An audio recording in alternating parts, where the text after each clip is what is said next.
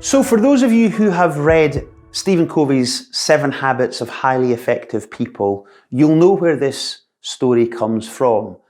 But if you haven't read the book, you'll maybe never have heard the story, and therefore it's worthwhile sharing with you because it really is one of those that just makes you think about life. So he describes the situation where you're looking down on a crowd of people, and there's quite a lot of people kind of gathered. And as you kind of get closer in, you start to see, oh, I actually recognize some of these people. They're familiar to me.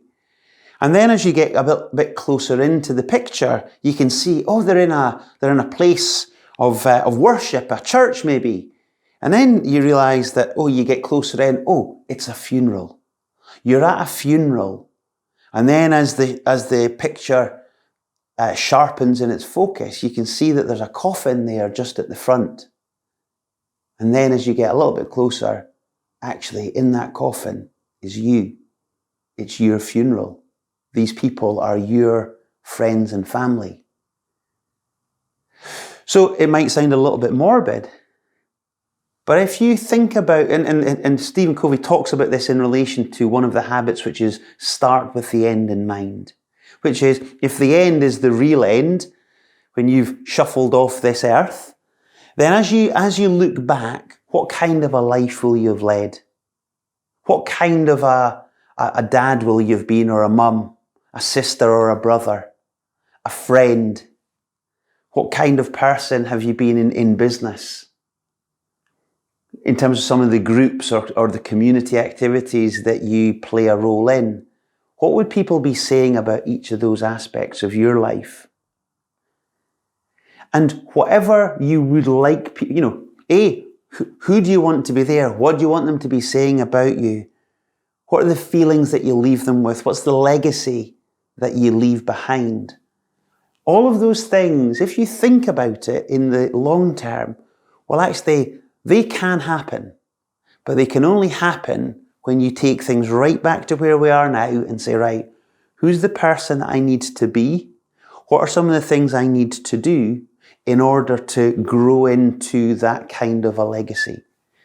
And it doesn't have to make you stop and think, because there might be some things that you are doing right now that is taking you further and further away that end that you really want to have.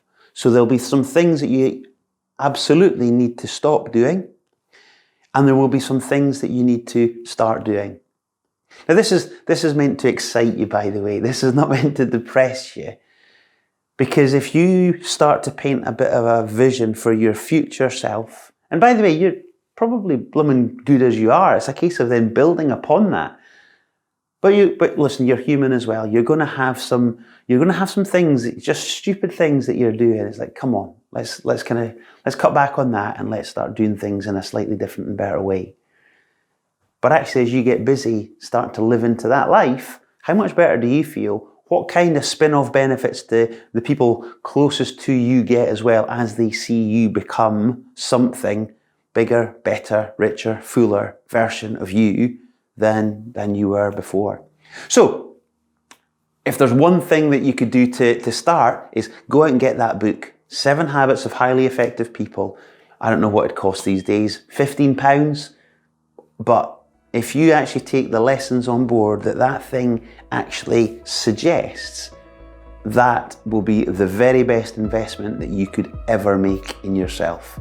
So there we go. And of course, any questions, feel free to get in touch. And I certainly look forward to hearing about your future success. And until we meet, good luck in business and in life.